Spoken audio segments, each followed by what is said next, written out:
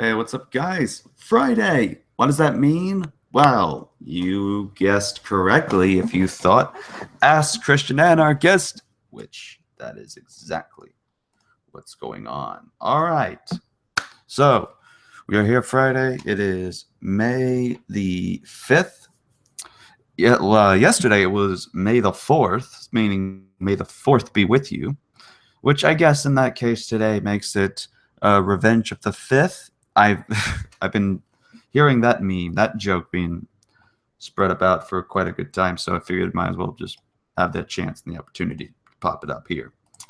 But anyways, yes, this is Ask Christian Anarchist. For those who are new to the whole show, let me explain how this works. So you have a question, hopefully I can answer. So what you can do is you can message me for the link to join, or you can send your message in the live chat. I only give out the links to people who I know I can trust, and I guarantee you aren't trolls on these issues. So unless I absolutely can know you and verify that you are either A, not a troll, or B, if you're actually a person that's like here to actually engage in conversation, then that's another can of worms. So we're going to hopefully could try to get this conversation going. But so far we have not had anyone joining in yet. So I will be adding some people in the call. Until then, I will try to what's the word? Distract or buy time, as some of these people would prefer to say today.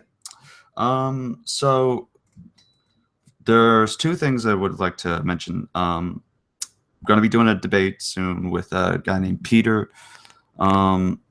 Still unsure as to the thesis of what we're going for with the debate. What else? Then there's another debate that's going to be coming up involving a Seventh-day Adventist named. Well, I only hear about. I think it's like Peter or something. Not too sure yet. But he is a part of the Amazing Facts organization, which, if you're familiar with people like Doug Batchelor and all that, they're involved with this. So you're able to check that out. It's going to be an interesting debate. We're going to be debating, is Seventh-day Adventism Christianity? And so hopefully we can get that going. All right, so I invited a good bit of people into the Hangout. So hopefully some people join. But hey, until then, for those 3 viewers that are currently watching live, feel free to submit your questions in the meantime. Going back more, I don't know if anyone's seen my past video that I did about the new study Bible that I got, but it's pretty intriguing. I was actually reading from Proverbs 15 earlier today, and the study notes are pretty good. Some of them are just like basic, simple, to the point.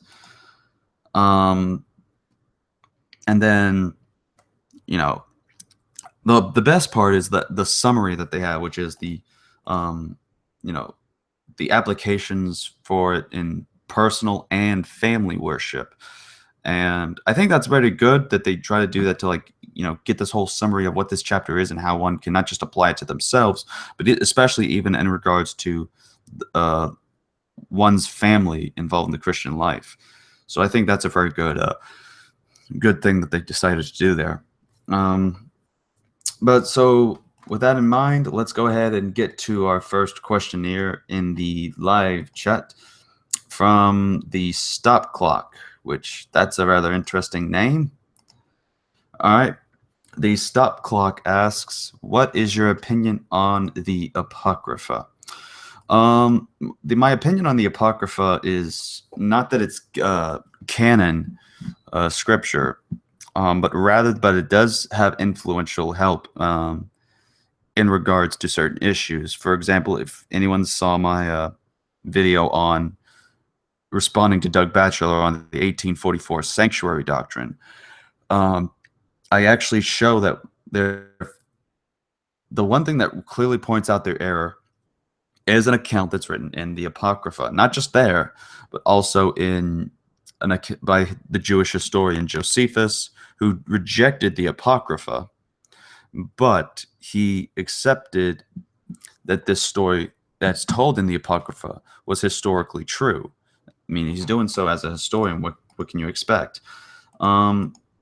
So I use that to prove my point, but only to note that we don't get our doctrines from the Apocrypha, but rather that we are able to observe Jewish history. And in fact, I have a copy of the Apocrypha in my library, and it's in the King James Version for the translation rendering, and even have a 1611 that has the Apocrypha in it. So there's a difference between deciding if it's canon or not, and whether or not if it can tell some historically accurate things, but we can't get doctrines out of it. But we can accept that these are stories that are being told to relay the historical accounts of what happens after the Old Testament period. I mean, they themselves even verify that they're not to be held as doctrinal statements, because you see, in one case, you have several passages where it's saying that, that after the time of Zechariah or something like that, there's no more prophets. There's no more of that. So these people aren't prophets. They're not. So it's not inspired scripture, and they never claim to. That they claim that that they're in a period where it has ceased for that kind of prophecy, for that kind of prophethood. So there you go. All right. So hopefully that answers your question, Stop Clock. They're actually, for someone who I had doubts of concerning,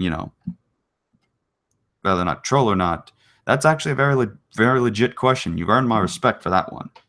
So kudos to you, Mike. All right. So we're going to try to see if we can get some more people in here, because apparently we don't have much joining. And that's partially my fault.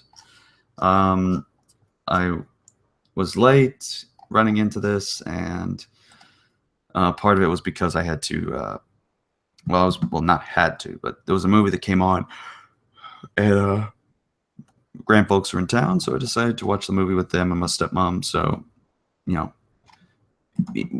it's one thing you never should take for granted is family, especially with the amount of time you are going to have with them.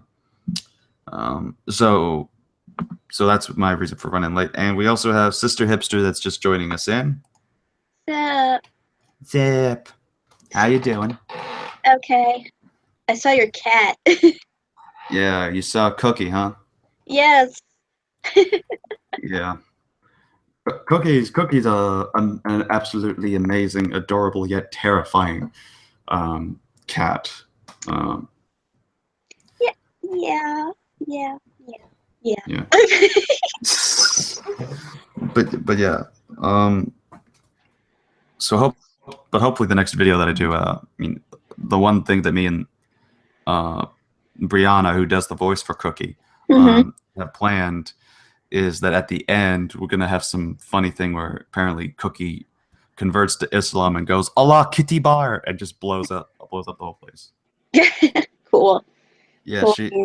Brianna, as soon as I told her about that idea, she was like, "Oh my goodness, I want to do it right now. I just want to yell it right now, and we're not recording it." So yeah. But yes, welcome, sister, to Ask Christian Anarchist, the late edition, because I decided, to watch Sing with my folks tonight. Okay. I wasn't sure if I wanted to watch Advent Children with my friends or not. Advent Children? Yeah, the Final Fantasy VII Advent Children. Oh yeah, now I remember it. I watched it like 2 or 3 times. I do enjoy it, but my heart wasn't into it today. It's a CG one. Yeah.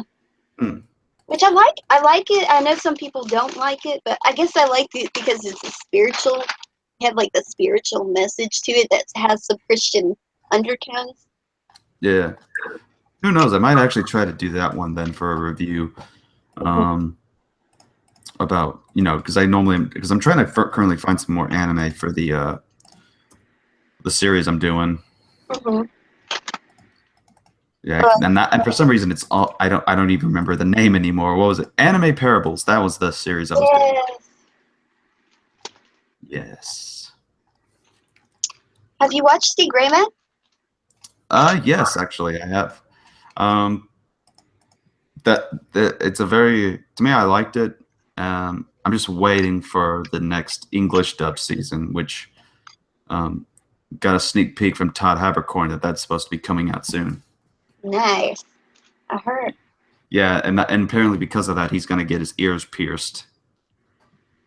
He seems very hesitant of doing such a thing. I just can see it. Huh? Oh yeah, he made a bet. That's why he's got to do it. He said, "You know what? We haven't touched the show in so long. I bet you that if we ever do this again, that'll be the day that I get my ears pierced." He probably would look good as a Final Fantasy character if he gets his ears pierced. Kind of have Cloud-style hair, kind of gel it every time like that. Yeah, should probably mention that to Todd. Actually, if I see him next time in Bossier, maybe I might suggest that to him.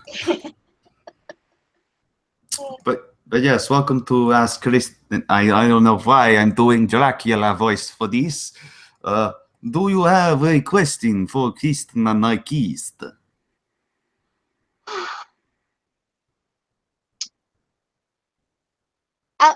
Since we had that little discussion, what are your thoughts on Christians being pacifists?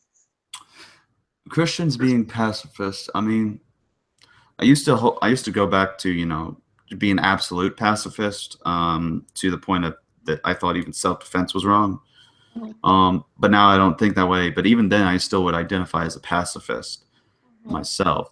I mean, we see pacifistic teachings in the Bible, where it says, turn the other cheek when some harm has been done to you. And even if you want to just take the absolute literal approach to that and just don't do anything when someone's striking you, you just let them continue with it. I mean, the main concept is general humility and peace. So I think the Bible is clear that it calls us to some form of pacifism, but it's up to you as to what degree you want to take it. But there's an essentials that every pacifist in the Christian world must take, and that is humility is being the first key. You have to have a humble mind about yourself. Number two, you have to strive towards a solution that does not escalate things further, that it'll cut things off, the fire will die out, and it will be the end of that. You do not wish to pour gasoline on the fire, but rather you wish to pour the water on it, cool it down. And then three, have a general love for people in general. Because I grew up in a kind of ghetto neighborhood. It's gotten better over the years. And I also went to middle school where I was kind of bullied growing up. So it's kind of like, I'm like, dang, I can't believe somebody even pointed that out.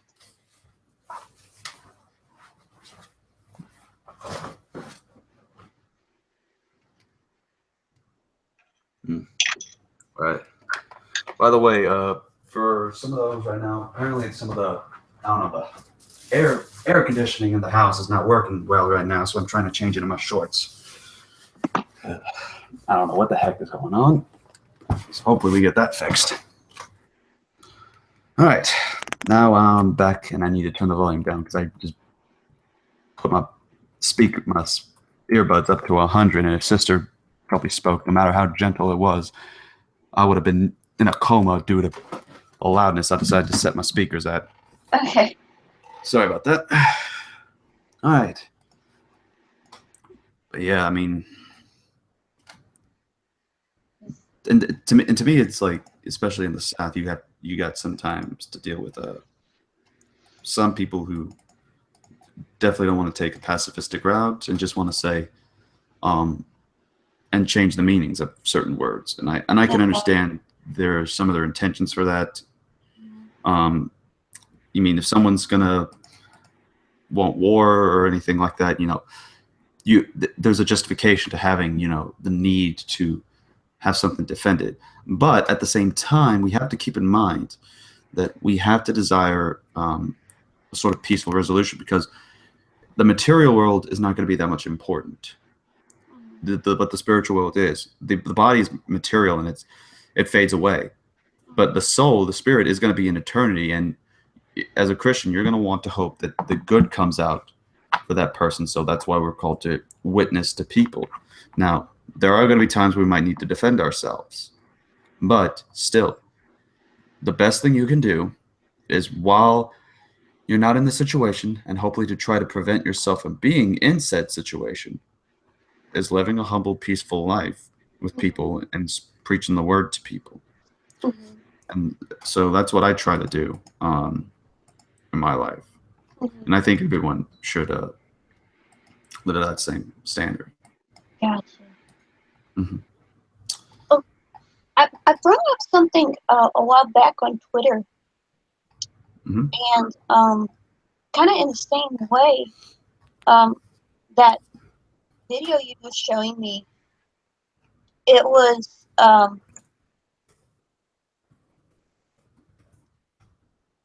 when he's talked about rape and you seeing your daughter getting raped. First off, he's thinking it's a form, the girl can't defend herself, but Mm-hmm. by law, by at least U.S. law, Mm-hmm. if you do not defend, if a lady does not defend herself, that gives consent to the rapist. Mm-hmm. So, if by law you are allowed to defend yourself, then yeah, the Bible does say you should follow what the law of the land says, according to, I believe, Romans. So. Mm-hmm. Right. And to me, the guy in the video was just, because the same thing can then be said about certain people in Islam, for example. I mean, he's saying the main objection is, oh, well, shouldn't the New Testament says turn the other cheek. But what do Christians do? Sometimes they would not say, be in this situation and just let the man rape the wife. The man would stand up, but they would be violating what the New Testament says. The problem is they won't hold that same kind of understanding towards the New Testament or the Quran. Mm-hmm. So, for example, they like to emphasize dawah, meaning the spreading and the sharing of Islam. Mm-hmm. So, but then there's a passage in the Quran where it says, to you be your religion and to me be my religion. In other words, it's saying from the word of Allah that you're to not let this person, that person has their religion and, such and such. But then there's also passages where it says they worship the same God. Christians worship the same God, and Jews worship the same God. So there's not really much trouble there. There's no compulsion in religion. So if Islam is religion, then there should be no, compelling them to join in. Just let them be. But they're going to be violating that, and they're going to be going into, saying, "Hey, have a reason to join Islam," even though that violates, letting them be with their religion and all that. So even Muslims themselves don't hold to a consistent standard on that. And the same thing would go for this particular individual that made the video, because he himself is a practicer of this dawah that's going around. And so he either has to say that there is a context to that passage, like we do with the verse, or he has to say that he is contradicting himself. You can't have both. It has to be one or the other. All I can say is because Islam has a tendency, and it's blown up in the media as well, of being very violent. So I would say a piece of advice: don't throw stones at glass houses. Mm-hmm. Exactly.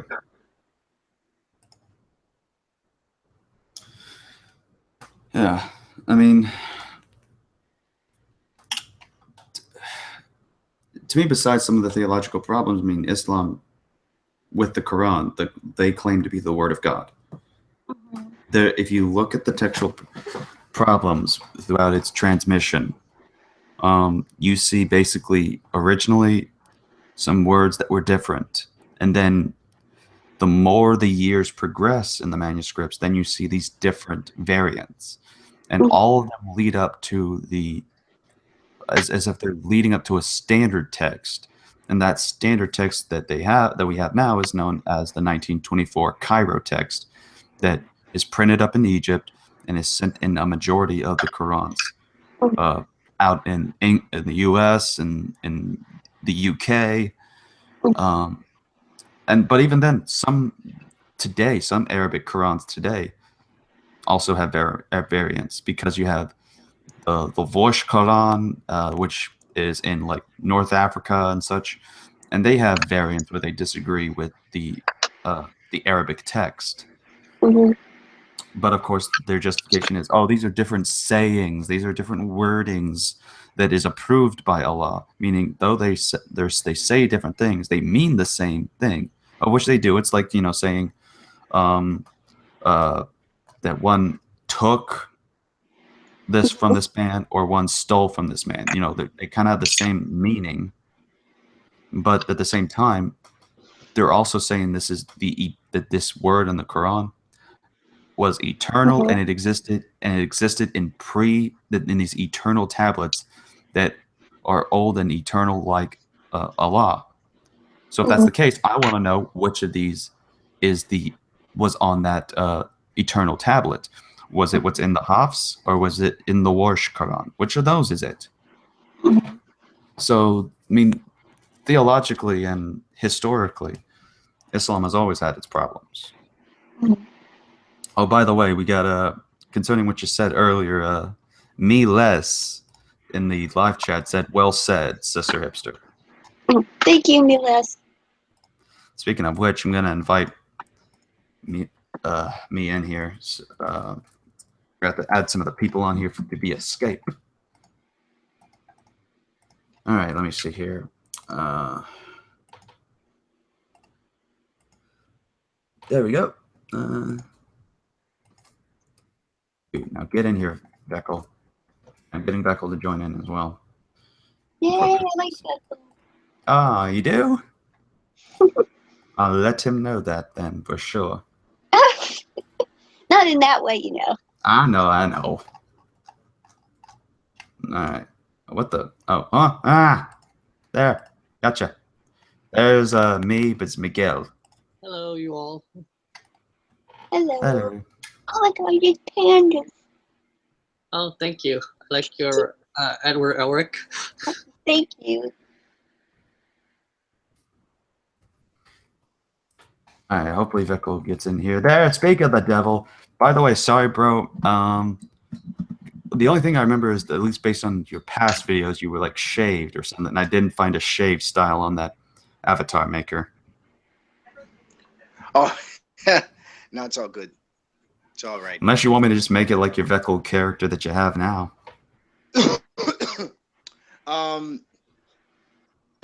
Either way, I would prefer to stick with the Veckel character. You're gonna make it a. I think you already gave me an anime. What do you call it? Version of my character Veckel, my avatar. So. Yeah, we'll work on it then. If you still want to do the collab on the Islam thing. Yeah, man, I'm definitely up for that. Especially working with sister.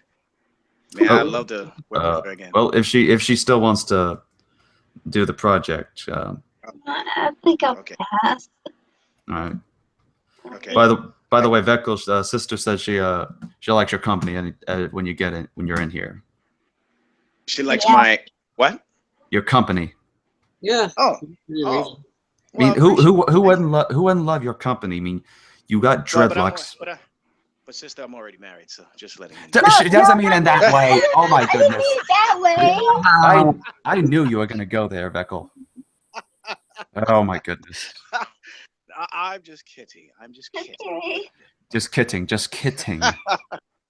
Yes. Remind me to send to sick cookie on you later on. Oh no. Hey, wait. I want to ask you why you. This is usually a little bit later than Yeah. normal than when you do. Right? Yeah. The reason for that is because I was watching that movie Sing with my folks. So Oh, okay. yeah. So you're already awake. Ah, okay. Yeah. Yeah. Good movie, by the way. Recommend that one. All right. I shall see it soon. But go ahead. All right, and let's see, African Goddess is one of the links. I mean, where the heck did you? I mean, did you send me anything? That's gonna be interesting. Yeah. Well, let's see here. African, can you message me or something on Hangouts? Because I don't see you right now on my. Well, you might get a lot of requests because no one's doing any hangouts right now. So, and it's the weekend. People are home at night, so they may want to Yeah. convo to get involved in. So expect more requests. Yeah. Hope. Mayo and Revenge of the Fifth. All right, and I left it in one of the deals where I know Peter is in there, so who knows? We may be expecting a visit from him soon. But that's too soon to tell right now. Okay, so anyways, going back to what I was saying. Oh yes, thank you for your question, by the way, sister. All right, so let's continue on with the show. I see we've got some more people in the chat. Okay, question from the Stop Clock again. When and why did you become a theistic evolutionist? I think, when was that? Probably would have to be sometime in 2013. It was shortly after I was saved, and whenever that happened, then I started looking, into the different things. I was like young Earther first, then old Earther. Then by the time biology came, it was the first time I ever got fully introduced into the concept of evolution being taught. And my professor was my teacher was a Christian as well. He made very good note of that. Oh wow. And he tried to, kind of talk about his own views on that as well. So I don't know. I guess this is the first time, like, in a secular school, you have a person not just teaching evolution, but also trying to, talk Christianity into the lesson, I guess. I don't know. That's be the first weird thing I can hear about in general. But so after hearing about this and looking into it on my own, then going back into the Bible, because I'm like, well, if this is true, then what about what the Bible says here? And then I start looking into it, not just Christians, scientists are saying, but also like what scholars are saying, what the research is on this. I even got I started getting books on this. I got The Language of God by Francis Collins, 7 Days That Divide the World by what's his name? Forget his name. John Lennox. Yeah. You say Christian scientist or Christian scientist? Christian Scientist. Yeah, I always messed it up because when I type in Christian scientist, they think I'm thinking of Christian Science. Yeah, like that little cult. I know that was kind of cult, tongue in cheek there because I knew you guys would know the difference. But yeah, go ahead. All right. Okay. So, by the way, African is saying things offline. I'll add you directly, African. See if maybe that can work. Oh yeah, there we go. All right. So, but yeah, I mean, it just took me researching it, and it was 2013 that I had started coming about it, and then started getting finalized, and 2014 or 15. So that's all great and dandy. But anyways, so yeah, that's kind of the when and how and why. All right, so thank you for that. Veckel, do you have a question?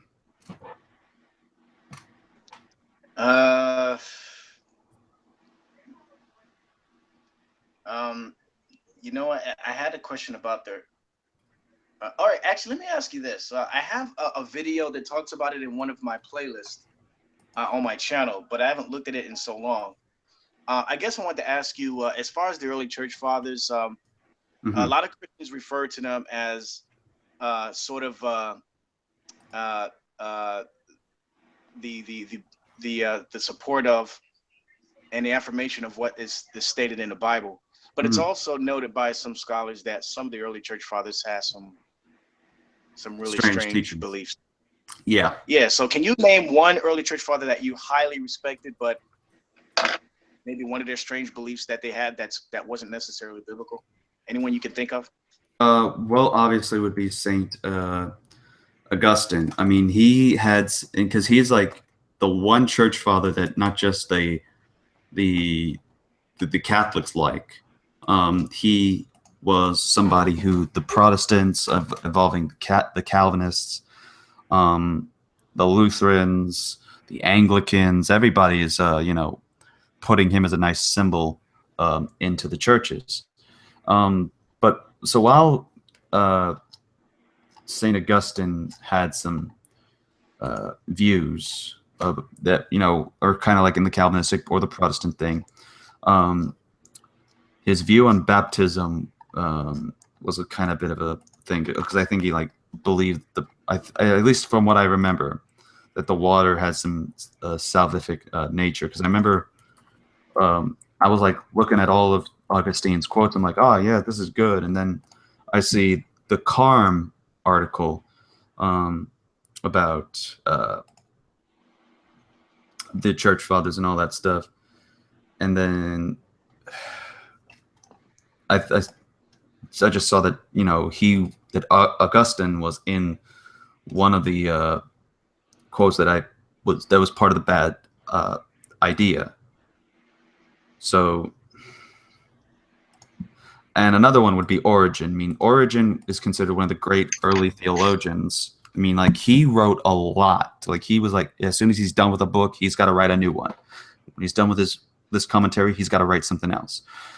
So, but his theology was great and very good into researching. But at the same time, he held to salvation by faith and works, by saying, whoever dies in his sins, even if he professes to believe in Christ, does not truly believe in him. And even if that which exists without works be called faith, such faith is dead in itself, as we read in the epistle bearing the name of James in commentaries on John 19:6.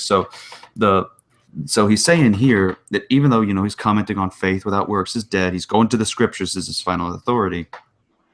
He's saying that even if someone dies in their sins and professes to believe in Christ, then you're going to, that person's not saved, and that person doesn't truly believe in Christ because they died in their sins. And of course, that can be interpreted in different ways, but that's just an example right there. And even just concerning canonicity, some church fathers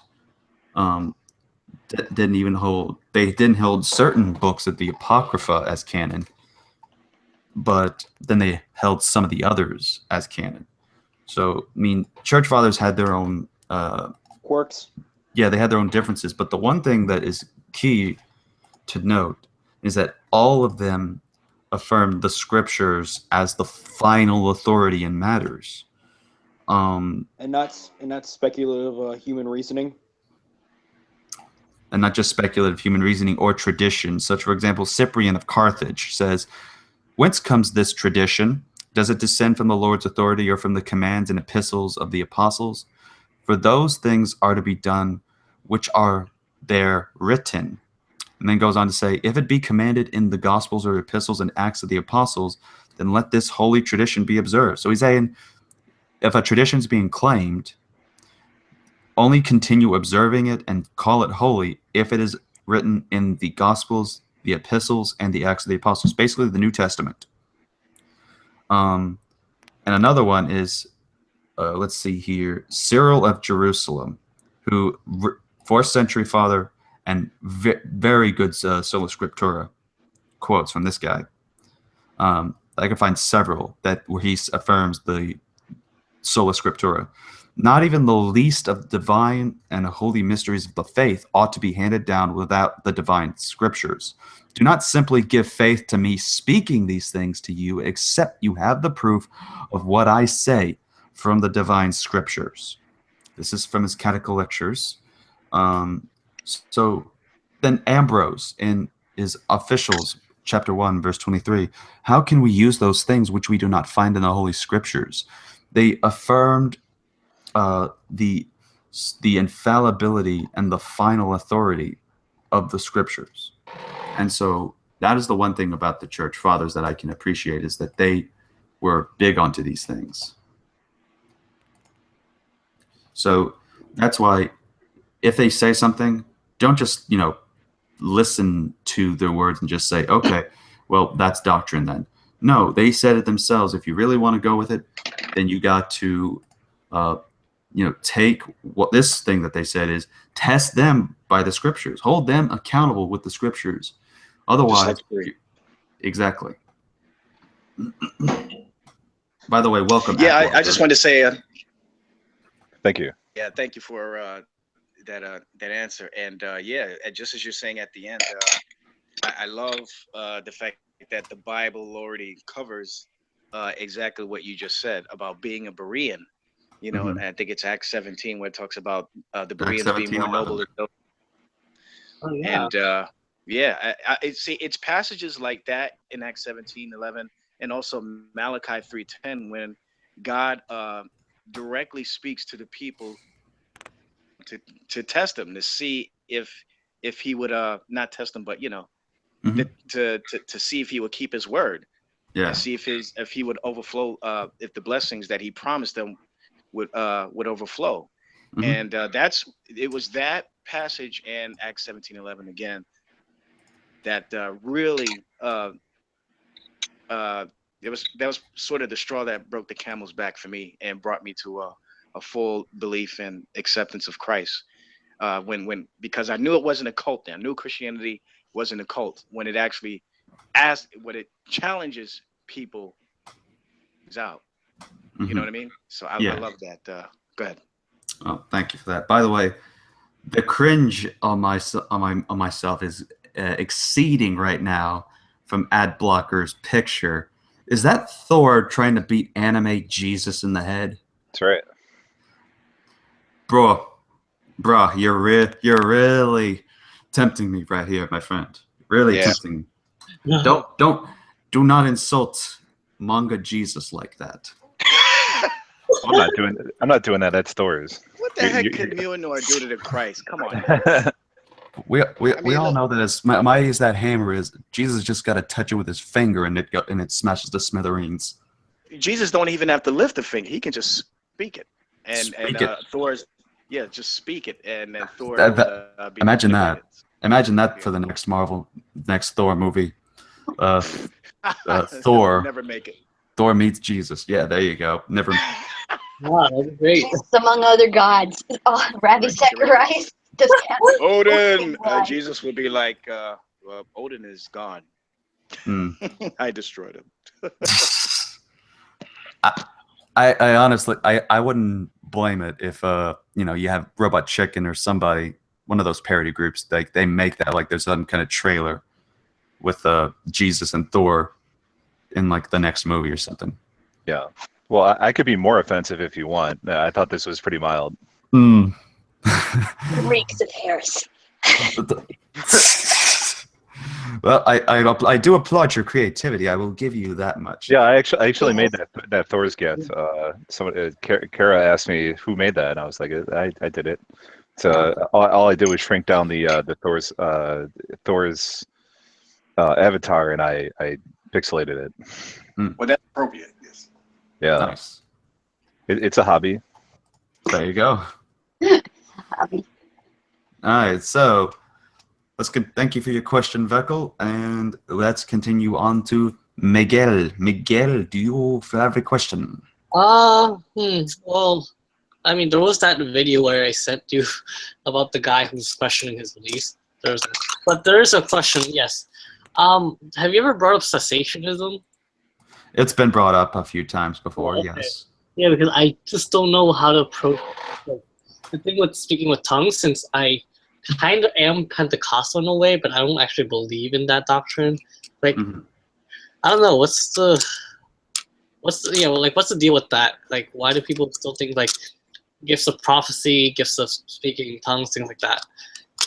Well, the one thing is that it's very possible that that gift is still around. The only problem is that out of these gifts, prophecy, tongues, and all these, especially the gifts that are emphasized in the Pentecostal tradition, these gifts can be over-exaggerated to the point where you have charlatans and cult leaders using them to manipulate people.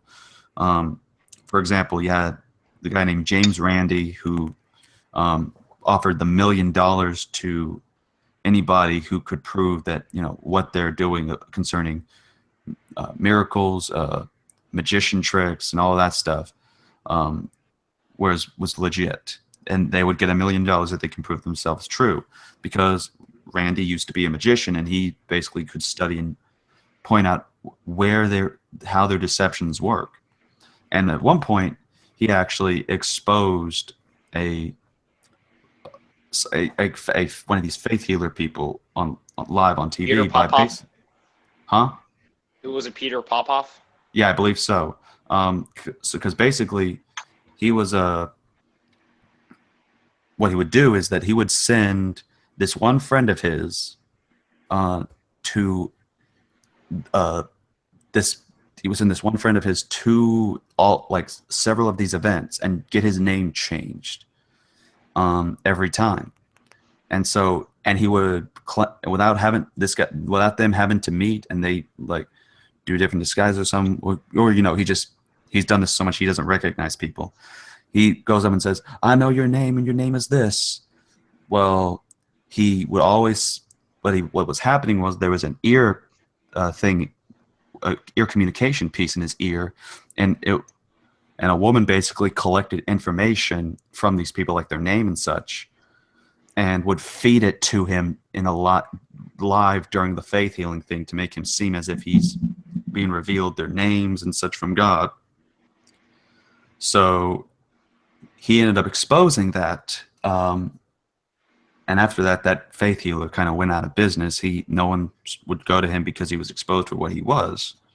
But at the same time, while that thing has problems, I don't think there's any fakeness to it. I'm partial cessationist myself, but at the same time, if someone has the spiritual gift of tongues, they have to follow the biblical model of it, which is that if you're speaking in tongues, always has to be an interpreter. You're not going to speak tongues biblically or from the Holy Spirit if you're just saying it and there's no one there to interpret it.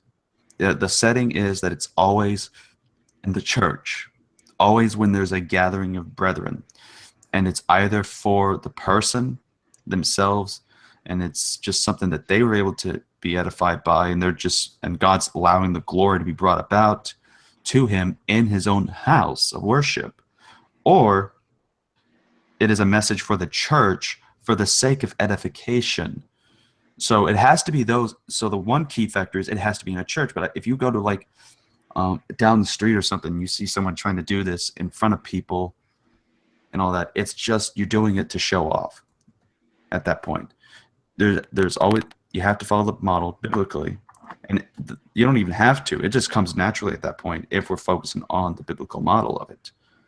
So just the thing I'd say is that sometimes the Pentecostals kind of get carried away with it, but then there are some that are in the Pentecostal tradition that I've met, and they follow a consistent sola scriptura way of handling this doctrine. So I mean, that's my thoughts on it. Is like you just got to be careful with how you go about it. And the main important thing that I told Veckel with concerning how we examine the church fathers, go to the scriptures. Always go to them for the final authority in regards to what is going on when you're seeing this going on in a church.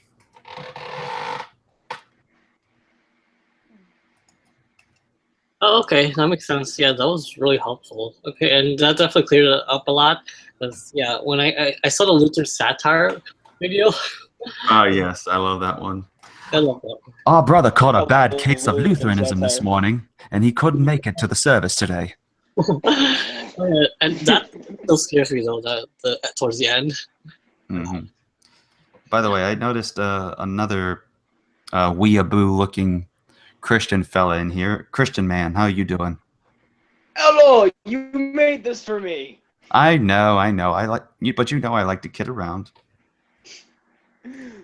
Hey, I never judged you for having the anime thing.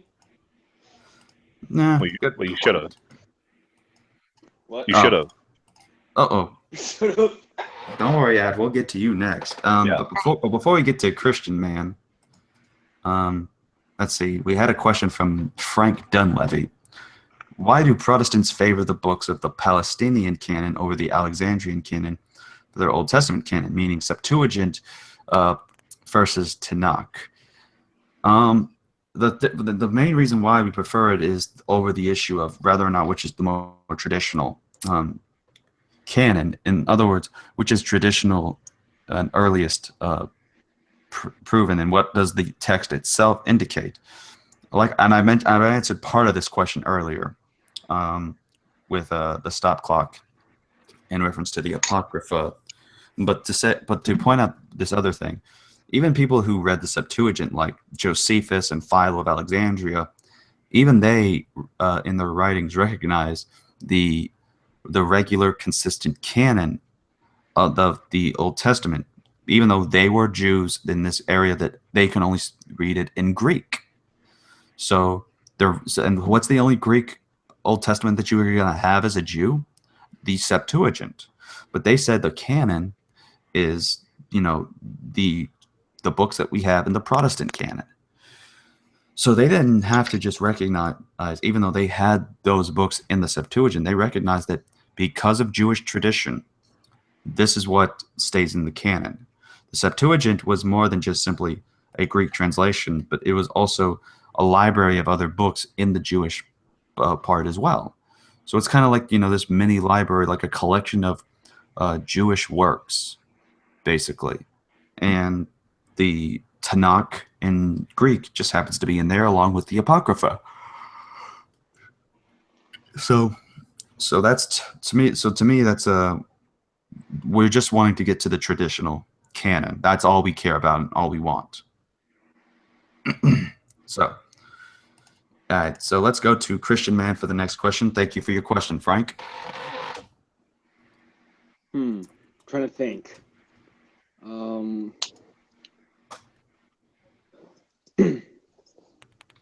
Your favorite food? You asked me this in an offline hangout, and I told you it was chicken Alfredo. Yay! If you want to get in details, blackened chicken Alfredo. Whoa. Wow. I'm talking that New Orleans style, like what you get from Zatarain's or something like that. Now that Zatarain's blackened chicken Alfredo, now that is good.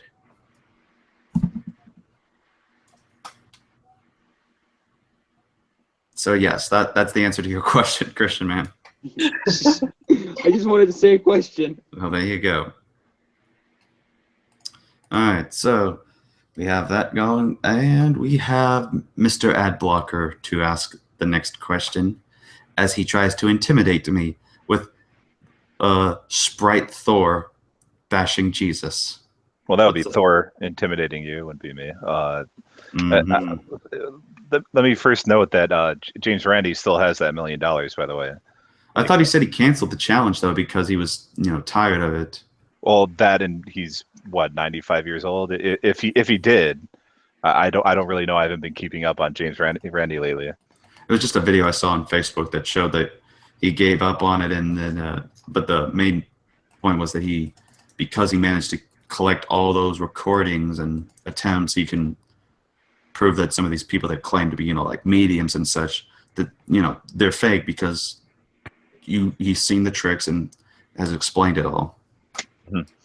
Well, the main one of the main points that he brings up is that when you put paranormal claims to some sort of scrutiny, those powers seem to just go away, and it's not like they limit people to some sort of like auditorium or something like that. If they only have the powers in the church, they would have gone to the church and let them perform these sorts of things. And this Popoff guy, he was in the church performing this at the time when he debunked this as well. So, and I think if some of these, there's a good number of religious people who would rather these things not even be attempted to be verified, because that implies that they need to be verified, because faith is a big element of religious belief, right? Well, I don't think it's necessarily just simply the faith aspect, but rather the reason why they don't want these things verified sometimes is because we live in a time where when things go, people are suffering and having some problems, they sometimes will want comfort so much that they don't care on rather not if this is true or not, if it's legit or not, but rather, does it make them feel better about themselves? Do they feel like they're getting goodness out of this? Like, it's why you have people like Joel Osteen and others, saying these things about, if you donate to the church, if you, do all these kinds of things, if you give, you will receive. So basically, the more that you give out to people, then the more you shall receive back. So, and this has caused problems because some people give into a false sense of security that ultimately kills them when they are on this. And then some people give so much to the church that they believe they have to do this or else they're going to hell, that they ultimately end up poor, in poverty, and that they die in the end as a result, instead of living their lives. They're basically just feeding into these pockets of people who are using this money not for missionary work, but they're using it for their own luxurious lifestyles, like Kenneth Copeland, who used it to buy a plane so he could take his family on vacations. You can use that plane to send your missionaries from your church to other countries, but did you do that? No, you didn't, Mr. Copeland. Right. Do you know who Ocean Keltoy is? That name sounds familiar. Ocean Keltoy? He shows up in a lot of hangouts. He's pagan. Oh, you said Ocean, but now I didn't know about Keltoy. Yeah, now I see the picture, and yeah, I've met Ocean plenty of times. Pretty cool guy. Still, he's a pagan, though. Yeah, he's a nice guy. He's still a filthy pagan, but a nice guy. Yes. We Christians like to burn our pagans to a nice crisp brown. Right. I like a medium. May all your bacon burn. I like mine medium well. There you go. Right. There you go. I think Gordon Ramsay would agree with you on that one. But I asked him why his belief was important to him, and what he told me was that he uses a lot of the writings of the sagas of pagan tradition or Norse tradition, like Odin and all those guys, as a sort of challenge to his life, like to put his life in some sort of perspective, give himself some sort of a goal in life. Or to put things into perspective on a day-to-day basis. And if that's something that improves your life, then I myself being an atheist, I have no problem with that at all. Like, if that's something that improves your life and improves the lives of other people around you, then I don't find anything objectionable with that. Yeah, I mean, to me, mean, I can understand where they're coming from to just if it's great and comforting, that's a good thing. But at the same time, I think truth is important, which is why, we as Christians we don't just simply say because it has nice teachings and morals and a good way to how to view your life and how that can in turn make you feel good. Because that kind of happened with me when I first started out as a believer. But at the same time, I had to realize that this is truth. This is true. And if it is true, if what I've seen about the morals and the applications of, peaceful living, if that's true, then the entire New Testament, including the part about me being a sinner who needs redemption, and redemption is in Christ, if that is true, and I need to emphasize that. And then if others are in that same case and are not believers, I want to get that message out so that way they can then make the decision for themselves, and that they've heard the message and they can know how to be saved. Mm-hmm. So, to me, it's not just, if you really do want to feel good, I mean, you have to stick fully with what your message is teaching. And I think with Christianity, that definitely reaches very good levels on that. Well, I think we could have a debate on what is true and what's not true, and I think Keltoy Ocean will be able to hold his own as well in that regard. But of course, yeah, right. Well, he spent a lot of time on these things as well, too, right? So, but that aside, flat Earth. Oh my, you're really gonna go with this one, aren't you? It's not pointed so much at you. I remember the video, the lecture that you sent me, with this guy who described himself as being quote unquote a flaming literalist when he was approaching the flat Earth topic. Michael Heiser, yeah. Oh, okay. Would you mind maybe doing like a short, sometime in the future, some sort of short interview, you and I, or just maybe not an interview, but just talking about the topic and discussing flat Earth, or maybe just biblical literalism in the context of flat Earth? Oh yes, I mean, because back when I was very active into it, I would always pull up these arguments that I think are very sound in refuting the concept of flat Earth. And there's actually another guy who I think would be better for this subject, named General Han Solo, because he's the guy who introduced me to the video and to the guy of Heiser, and he not just has that work, but like several other scholarly biblical material that he's read that refutes the flat Earth ideas and notions. And he's also a part of my ministry team as well. So that's the one good thing, is that he's also been helping people, especially in this field, trying to equip Christians to combat the flat Earth movement in the same way that I have been trying to do this whole time. So definitely either me or him, I can definitely get that arranged for you. Oh, that'd be great. Have y'all seen Niga Higa? I've seen Ryan Niga Higa before. Yeah, I used to watch him. Why? Oh, I just see it right now. Apparently a week ago he made a comedy video called "Proving the Earth is Flat." Yes. Oh, it was hilarious. I'm gonna have to watch that. He did not attack anybody. It was a really great joke, and he kept it very tastefully. Yeah, I'm gonna have to take a look at this when this is over. Yep. I'm still surprised he's still around. I mean, I remember him when he was like just barely starting out. Mm-hmm.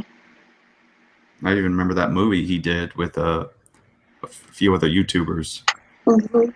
Yeah. But yes, so thank you for your question, and like I said, I will consider trying to get the stuff worked on for that interview, Mr. Super, Mr. Right, man. Or any other resources that you might be able to give me on that topic. I'd like to take a look at it too. I'm trying to think if it doesn't have to be right this minute, but right. It's just I'm trying to remember, because the only thing that I can think of that, at least in my understanding, that really debunks them, it would be from Michael Heiser. Yeah, I saw that. Yeah, so if you like, go to his particular YouTube channel, or let me see if Naked Bible Podcast, which is a podcast show called the Naked Bible YouTube channel. Sometimes he posts like these graphics, these video graphics.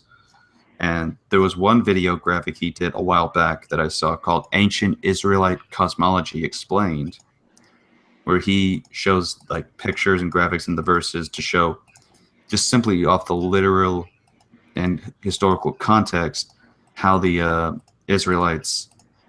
ancient Israelites viewed the shape of the earth. And I'm going to pull up a picture that shows something from the video. This is sort of what you kind of get in their context if we're focusing on like what the verses say. You have Sheol right down here, the pillars and the water right there that's holding the earth up, the dome, these mountains that hold the dome and keep the firmaments up, and right there it's kind of faded, but right here is the temple that looks down onto the circle of the earth where God sits upon his throne looking over it. That's basically like the ancient cosmology that you see. But the point that Heiser brings about is that while you have the ancient Israelite understanding of science, and that's how they're trying to understand the text, the message of Scripture is relevant because God never intends the Bible to be a science textbook or to relay science. But the message is quite clear that who is the one who created the earth? Well, that would be God. And who rules over it and who controls these things? Well, that would be God. So that's what the whole message is in general. And so anything from Michael Heiser's website or YouTube channel on this topic is good, because he's actually, because of these videos, flat earthers have quoted him, and he's be like, no, you people, you apparently haven't listened fully to what I said. Otherwise you wouldn't be saying these things, or otherwise you wouldn't even be flat earthers anymore. Yeah, they have a bad habit of doing that, don't they? Oh yeah, because he just basically goes, I'm sorry, but this is the most dumbest thing that has ever existed, flat earthers. Like, he laughs at the whole thing. But he's like written several articles on his blog about it, made several videos, and made podcasts about it. So he's the only person I can think of as a resource right now. Okay, well, I found General Han Solo's YouTube page, and also who's the other guy? Crap. Michael Heiser. Yeah. All right, yeah, and I'll check that out, man. Thanks a lot. No problemo, my friend. All right, have a nice night now. You have a nice night, my friend. All right. So we got about 45 minutes before I gotta hit the I'm hit. back. Oh. Welcome back. And apparently I'm getting, I see a message where someone says, I hate Disney. On my Skype. Let me guess, the Vigilant Christian ruin it for you? Oh, I don't know. It's the Necessitarian that's saying that. It's Jimmy Let it Stevens. go. Let it go. Go. Can't take it anymore. How far I'll go. Then this turned into karaoke night, ladies and gentlemen. Oh, let's do karaoke night.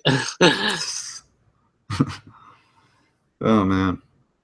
And by the way, for some of those who are interested, that Reformation Heritage Study Bible is absolutely fantastic right now. I mean, I just read, I don't know if anyone's heard this today, but I just read some of it just earlier this evening, and very good study notes and very good format that it puts itself in, along with the cultic doctrine of Seventh-day Adventism that I got from Dale Ratzlaff. Very good book as well. Welcome, African Goddess.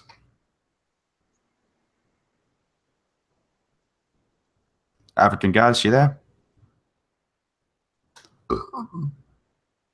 I just burped, so excuse me. Excuse you, my brother in Christ. Indeed. Please forgive me for that one. African, you there? if you're speaking but we probably can't hear you, and it might just be a thing with the mic or something. Try logging out. Leaving the Hangout and then coming back in. Maybe that might fix it, if that's the case. Or I don't know if you're AFK at the moment. So. I do have a question though. Okay. Okay. You can ask your question while African is refreshing. What's your thought on Platonism? What the heck is Platonism? I'm sorry, but there's where my stupidity cap comes on. The teachings of Plato. Hey, Like the Silence gives consent. Is he the Stoicism so? I've heard of Stoicism. That is Plato at that point. Yeah. I mean, I haven't really listened to what Plato says, or know what he's written.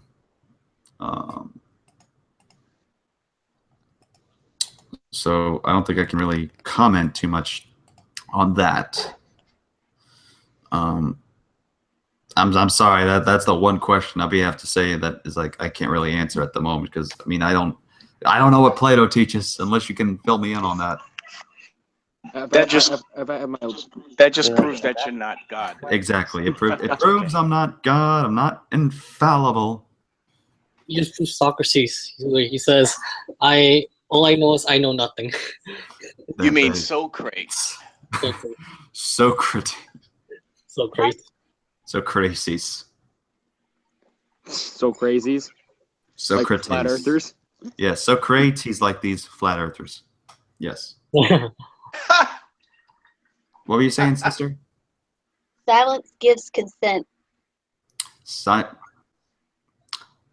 That's Plato. Oh. So. Huh. That's one of his many quotes. I want to make a joke, but I feel like I'd be in the wrong for that one because it has to do with a sensitive topic. But I'm not going to go down that route. So let's Can I ask a second question? Sure. It's like, why in the world are we suddenly starting to go back to debating simple common sense things? For example, one of the most common one that I keep hearing about is there are exactly two genders, and people are still now saying there's more than two genders. Yeah. And now just to that, it's like we're still debating Trinity. Well, the Trinity is something that that's I can understand why people debate that, because it is something that's able to be misunderstood easily. But at the same time, like, let's go to the gender thing. That is common sense, and in fact, here's what's even said. I don't know if anyone's ever seen Bill Nye the Science Guy back in the 90s. Yes. But there was actually an episode on there. And this, by the way, I got from my gay conservative Republican furry friend. Apparently, there was an episode where he basically said that the chromosomes actually determine our gender. So, and that there's only two of them, male or female. And so it was a nice, fun, entertaining idea. It was not him saying it, but it was a skit that he still approved of into it. I mean, he's trying to use these whole things to put out chromosomes in his lesson about them. But now, if you go to Netflix and try to watch that episode that had it, Netflix has removed that portion. And it's mostly because if you see the new show with Bill Nye called Bill Nye Saves the World, there's a segment where Bill Nye is like, so, gender, kind of like other things, is on a spectrum. There's not just a 1 and a 2. There's like a variety of things depending on which spectrum you reside on in this gender spectrum. But that's not science. That's just, propaganda messages that's being brought about by the liberal media at that point. It means getting paid by Mr. Soros. Exactly. And that's what's sad is that Bill Nye actually had to go back on something that he actually put out. And even so far as to having Netflix censor a portion of one of his old episodes because of some new idea that's going about. This is why, back, I mean, and some creations are going to get on to me for this, but back when the evolution thing was going on between him and Ken Ham, I was kind of like, pushing for the science education of evolution in the classrooms. But then, because that used to be the motto. Now it's all this new stuff. He's got his own show. He's now his own pop sensation. And then all these things are coming into where it's like, oh, now gender is like on a spectrum and all these other things. I'm like, come on, Bill.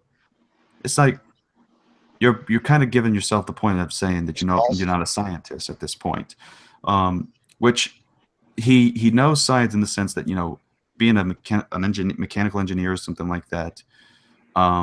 He still had to take science courses at that point, so he's scientifically literate, and that's all he was trying to aim for. But at this point, this is not scientifically literate stuff you're telling us. This is a political baggage. Exactly. So he sold out to the almighty dollar. He sold out for the almighty dollar of America. America. He's also an actor. America. We know. So what we say in African? You have to understand, like, he's also an actor. So, like, he's paid to do a job. So it's like. Well, I mean, there are times, yeah. I mean, he's doing this for, yeah. But I mean, that goes for anybody. If you're on TV and you're doing a certain thing, then you're paid for that particular thing you're doing on entertainment. It's like what's his name? I think Neil Degrasse. Neil deGrasse Tyson. Yeah, he's an actor. Yeah, but he's paid, but he's whether or not he's an actor, he's still paid anyways because of his scientific work as well. Wait, so Degrassi, he's not a real science guy? Well, I believe he is a science guy, but at the same time, it's not just science he does. He's also made appearances on podcasts, and he's also done some movie work as well, like cameos and such. Yeah, like in Batman versus Superman. Yeah. Wait, he was in. Oh yeah, I forgot about that. That was that was cool. I forgot about that. Yeah, because he was talking about evolution, how Superman could have been the product of evolution. Yes, but what was beyond his mind was that Superman came from planet Krypton. Hey, CA. Yeah, what's up, Elsie?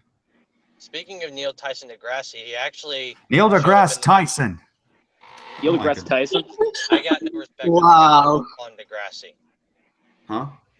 I got no respect for the guy. That's why I call him Degrasse. That makes sense. So what's the no respect for? Like, I just don't have any respect for him, period. I mean, he's smart, but, he's really anti-God. You know what I mean? Not really. I mean, at least from what I've seen, I haven't really seen him. He's even identified as agnostic and actually questions Sam Harris's approach as an anti-theist. Oh, he did? Yeah, he even asked him a question there's a possibility that God could exist or not, but even then, with these people, going about these things, do you think that, we should really be approaching these people? You mean in the way that you're suggesting we should? I mean, why can't we just realize that there are good people that have done good things, especially in the world of religion? You have people like Isaac Newton and all these people who are Christians, but yet they were wonderful scientists. I mean, isn't it okay to say that they contributed to society? So, I mean, to me, he's not anti-God at all. Wait, ever heard of James Gates? No. You have a point there. I forgot about that. Anyways, yeah, have you seen the new Ice Age collision course? No, I haven't. Calling us. What is that? Because Neil actually shows up in it. He what? Neil Tyson Degrasse actually shows up in the 5th Ice Age. Okay. There How only cool is needs to that? be one Ice Age movie, and that wouldn't be it. But no. Yes. I thought they were all pretty good. The third one was pretty good. That was kind of funny. Yeah. Well, maybe. No. Yeah. All right, so let's get to the next few set of questions before we run out of time here. All right, so African, you there?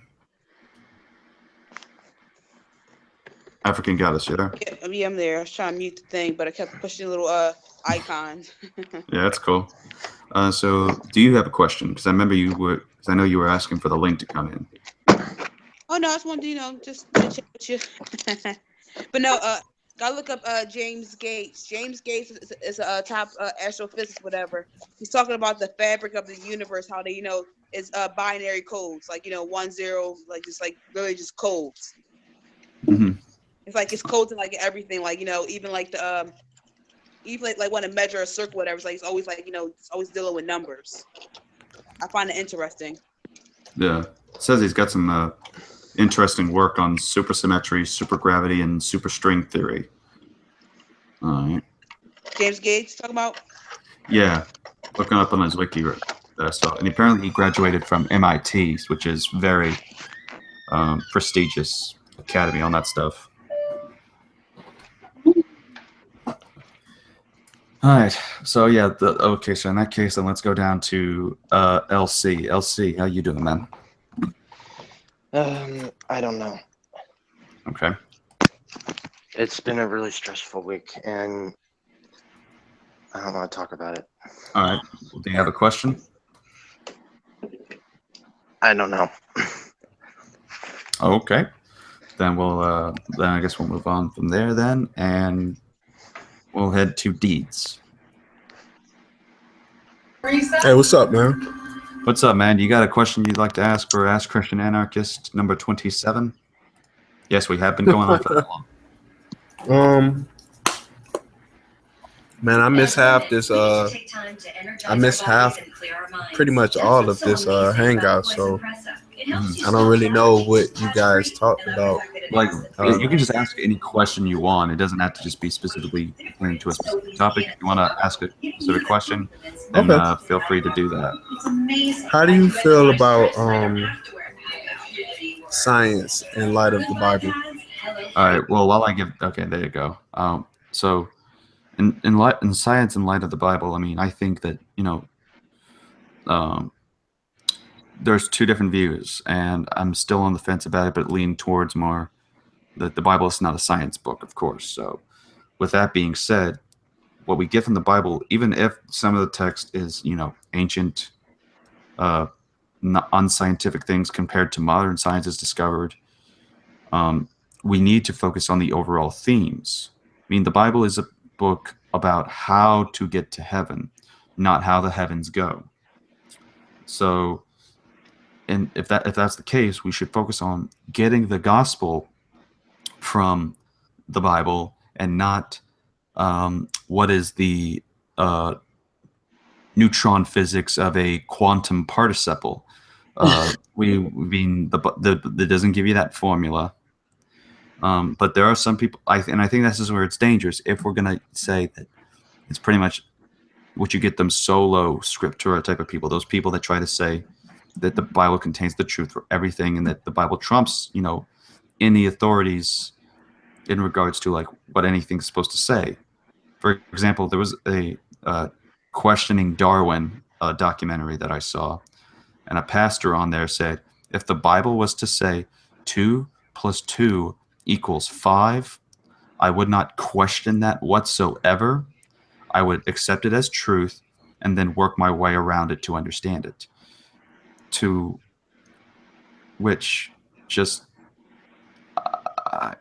I could not rationalize someone who's willing to say that they would, for the sake of just going with literally what the Bible says. If that's the case, then which translation are we going to focus on? Because, like I mentioned with the Seventh-day Adventist video, you had the prophecy of Daniel 18 of 8:14, and the King James says days, 2,300 days, while the most translations, because of the literal Hebrew, says evening and morning. So, and that makes a difference whether you believe it or not, because of the context of it. Because if it is like these amount of days, and that would be like 6 years, then it's a failed prophecy at that point, unless you want to take the route that the Adventists approach it, or you want to take it the route that a good Christian would do, which is focus that it's about talking about the Maccabean revolt and the restoration of the Temple of Israel, So, but you won't be able to do that if you just say literal 24-hour period, days. It's saying that that's how long it's going to take until this comes, but rather that evening and morning is a key context here. So, but if it says 2 + 2 = 5, maybe someone's going to think, well, for the sake of, we know for a fact it's 2 + 2 = 4.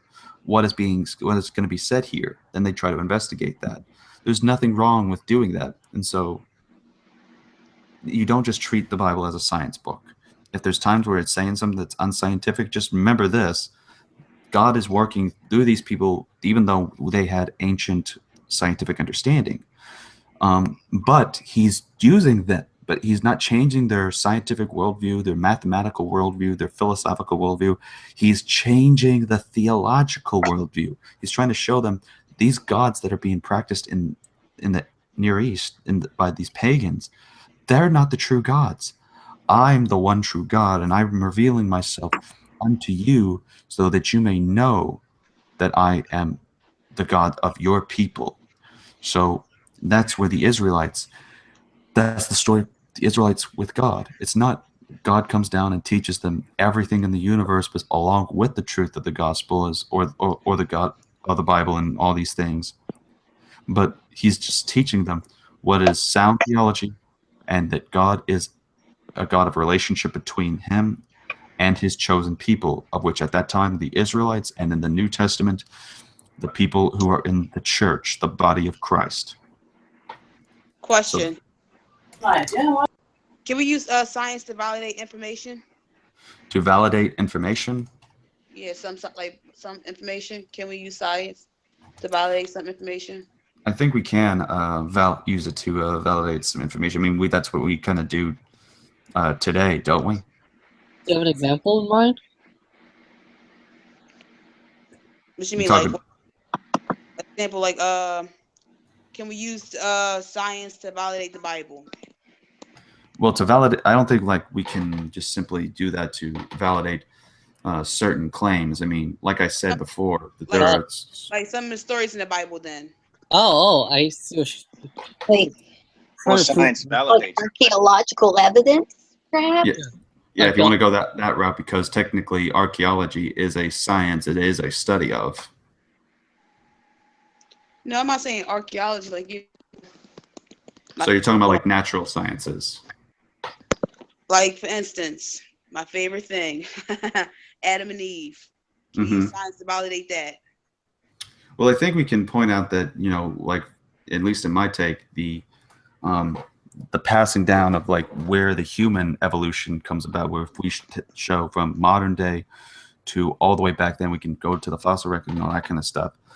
In that sense, you can, I guess, sort of go down that route. But in my opinion, I think that rabbit trail's gone cold because we don't have enough information to go back that far in regards to that time period. So we can't find Adam and Eve's body by any means, because we don't have the science to reconstruct and recreate the flesh, the hair color, and what the hair shape was and all that kind of stuff. We don't have that kind of scientific advancement in technology at that point. I'm talking about, for instance, the rib story. Can we validate this? See is that accurate? No, because that's a miracle. Oh, I don't know. Some people have said the rib was actually DNA. Well, that may be the case for them, but the reason why I think it makes sense for the rib is not just because of the fact that it's a miracle, but also the theological implications it implies in regards to the relationship between man and women, and that is that they are equals, not woman higher than the man, and then the man, or that the man is to have his foot on top of the woman, but rather that they are equals and that they complement each other with their different roles and their uniqueness to each other. Wait, question. What is a miracle? Definition of a miracle, just out of curiosity. Oh yeah, what is the definition of a miracle? Well, do you want to go by my definition, or do you want to go by the official definition that we have? Official definition. All right, Merriam-Webster then, for the definition of a miracle. An extraordinary event manifesting divine intervention in human affairs, an extremely outstanding or unusual event, thing, or accomplishment. Okay. So you're saying Yeah, and like my wife marrying me. so you're saying Adam and Eve is a miracle? And Yeah, then and I then believe Adam came and Eve was a miracle. then came woman giving birth to women and men. I said you said Adam and Eve is a miracle, and then became woman giving birth to women and men. Yeah, I mean, woman did give birth to men and women. Yeah. Yeah, I guess. There. Yeah. Can I make a comment on that? Hold on a second. I mean, so is that it, or was there more that you had on that? Oh no, that's one. That's some questions. Okay, you can make a comment then, Elsie. I was actually talking to my anthropology professor the other day, and she actually told me something very interesting. Okay. I don't know if she's a Christian or not, but I can't really tell. I mean, she understands church history and stuff like that. But anyways, the point is, we were talking about human evolution, and she told me about this, that there was scientific evidence for something called the out of Africa theory, like that all humanity came out of Africa. And she said that there's actually genetic evidence that all women trace back to one woman. And there's genetic evidence that all Y chromosomes for men trace back to a single man, or something like that. There's a documentary on YouTube that covers that whole thing. It's pretty interesting. I know the science behind it too. Right now I can't remember. It's like it'll come to me like in a couple seconds. Yeah. What's the name of the documentary? It's like I think it was called. I think like they did a study how like only the woman's mind. I think I forget what it's called actually. Right now I'm drawing a blank. It was like only the when women have children, whatever. Only thing that's passed down from the woman, like only like gets like corrupted, is like they get passed down from women. It's like the mitochondrial DNA. I think it is. I can't remember. It's like I'm drawing a blank. Is that the same one you're talking about, Veckel? I'm gonna look it up real quick. I remember seeing a documentary a few years ago where they were talking about how every human being comes from an African or somewhere on the African continent, and I forget the name of the documentary, but it was put on TV, and there's, I'm sure it's on here on YouTube somewhere. I just don't remember the name of the documentary. Dang, man, y'all killing me now. Y'all killing me. Hey, man. Right now, I'm looking up as well. Miguel actually typed it in the chat. Is it? Maybe this rings a bell. The Incredible Human Journey. Oh, that's it. That's it. If it rings any bells. Nah, no, it doesn't ring any bell to me. Wait, my bad. I'm sorry. I mean to interrupt you. Go ahead, Beck. No, I was just saying I don't. The title doesn't ring a bell, but I don't know. All right. Question: who came first, woman or man? Man. That's why the woman is supposed to be subservient to the man. Oh my goodness! Because the man.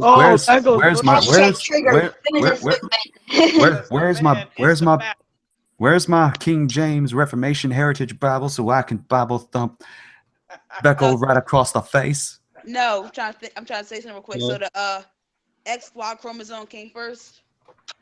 The XY chromosome came first. We were talking about this. Because from what science tells us, X came first, then XY. Okay. The reason why we have XY is because you have the minus 3.0 of his genetics. That's why, like, the top part, the Y is big, like the X, like the regular X chromosome, and the Y part is like kind of degenerated. Like degenerate gene, like, how can I put it? You got a minus like 3.0 of his genes to get the Y. That makes any sense? Okay, so how do they know that? Science, man. You gotta study science. Wait, how can you? Well, even then, if that's true, then like, what? I mean, still, Adam came first. Man came first. Here's the thing, though. If X came first, then came XY, that's impossible. It's just a question. Well, I mean, how do you know that with Adam what his genetic structure was. That's true. Because men are XY and women are XX. That's just facts. Right That's only modern. Yeah, but isn't XY still there's a good chance that one can be male with that? It's very, very rare. At least that's what I've learned. Yeah, it is. Say it again. I didn't repeat it again. I didn't hear you. But even if someone is XY in the chromosome link pairing, isn't that still there's still a chance that person is going to be still male even then? At least that's what I've learned while I was in college and biology. No, what I'm saying is XX came first. XX is woman. XY is men. So in order to get a man, you got to minus 3.0 of his genetics. Wait. Or it doesn't have to come from a woman for him to get those genetics, but rather that God just simply gives him those genetics straight up out of there. It doesn't have to come from the source. I mean, he came from the dust. I get what I'm saying. What I'm saying is, from science, for what science tells us, XX is first. Then come XY. The reason you get XY because it comes from XX. XX doesn't come from XY. That doesn't answer the question, though. That doesn't prove that women came first. But that's the thing, as sometimes the science that's going about puts these things in perspective without the concept of, from a supernatural viewpoint, such as what we were pointing out, such as, you have some scientists that are going out and saying that, there's more than just two genders. There's actually male, female, Zen, all these others. So, but there's people that are saying that that's not the actual science, and that doesn't make sense. But that's just hold on. But they say there's more than two genders. What do you mean? Like, there's like, what's the third gender? Like people are saying that there's they're a woman, but they have manly tendencies, and that somehow qualifies as a third gender. Or something. Yeah, that's not. That's very bizarre. That's the woman having more masculine energy. That's not a gender. Right, but the point is that there are now certain scientists like Bill Nye that are saying that this is science, that we have scientific evidence that there is more than two genders, and that they're trying to pull up all these things. Bill Nye is an actor, so like I want to be like. Well, it's not just him. Like I said, he's just one of the people. And he's pointing out what the statistics of other scientists are saying, and that's the problem, is that there's now a conflict between it, that there's these groups of scientists versus these groups. Wait, can you pull that up and put it in the chat, please? I gotta read that. I never heard no such thing like that before. That's like, what? Oh, go to Tumblr. That's where you're gonna find this lunacy from. A woman masculine energy. Now her gender's changed. What? These people say like scientists is going like the lying guy. Yeah, that's why I would say like I don't know the official sources themselves, but I mean, as far as what I'm hearing, this is like, especially in the transgender community, what they're gonna pull up is this idea. Well, they just change their sex, but it's still a man or woman at the end of the day. That's not changing the gender. Yeah, but it's like especially if you go over to Canada. I mean, it's not adding a gender. Like if you're a woman that's into a man, you used to be a woman, now you're a man. It's like you're not a new gender. But if you go over to Canada, it is crazy with the Free Speech Act over there, because apparently there are people there that there are 6 different gender pronouns that are there in Canada. Where we live in. Wait, so there's he, and what is the only women and men can create children? Like, this is some ridiculous BS. No offense. Right, but my main point of bringing this up is that while someone can say that there had to have been a woman first that had been made in order for then men to come into existence with the XY chromosome next. I mean, that's just that one person's perspective. From a Christian perspective, the way I can see it is that God, who is able to make anything possible, just creates man from the dust, and then bada bam, he gives him the chromosomes that's just specifically for man, and then comes Eve, who then brings about, who's come from the rib, and she has her own set of deals. But like I said, the Bible's not a wait, science so book, so we can't tell what chromosomes they have. Adam was XX then? Huh?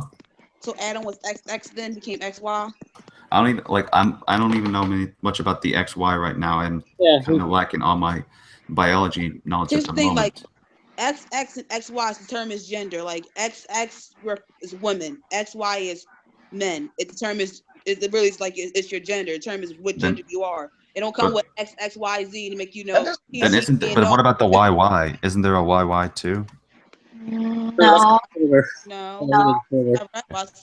No, there's just XX and XY. Yeah. So no, there actually have been double chromosomes actually, and those actually are deformities actually. Yeah, that's what Oh, okay. Okay, then Adam would have been the XY at that point. No, Caitlyn Jenner is YY. Like why? Why did you mean Bruce Jenner? Don't you mean Bruce Jenner? Yeah, it was part of a joke. Also, just. Yeah, I don't want to offend anybody. All right, man. I'm just. LGBTQ and trigger him. Just trigger. Wait, so if someone can identify as transgender, why can't I identify as transracial? Or Rachel? There you go. There actually have been people who tried to claim transracialism. Then there's transspeciesism, a person this one girl that identified as a cat. Oh gosh. I identify as a cat. Sister, for the last time, Neckos do not count. What do you mean Neckos don't count? Don't count towards what? They mean they don't count as cats. They count as cat people. Like Catwoman? No. Oh. Even more crazier. Sorry, I'm just laugh right now. Like half cat, half human. There you go. Yep. Like a Thundercat? Thundercats. Oh, baby. That's a good one. That's a good one. Incredible source. What is LC whispering amongst himself right now? Yep. Hi, I am Lionel, Lord of working on something while I'm talking to you guys. Okay. Sorry, I've got so much shit to do in a whole week and so little time to do it. Yeah. Sorry, pardon my language. It's been a stressful week and just can't wait for it to end. All right. Well, we're about to. That's all the time we have on the live stream, but I'm gonna send this little thing in the live chat so people can join us here. But thank you all for attending the live stream. But we're gonna continue the off-air portion of this hangout to have a party going, because I still got 10 or 15 more minutes before I decide to go to bed. But until then, this has been the Christian Anarchist. Shalom Aleichem. Peace be upon you, because I wish that upon you. Have a good night.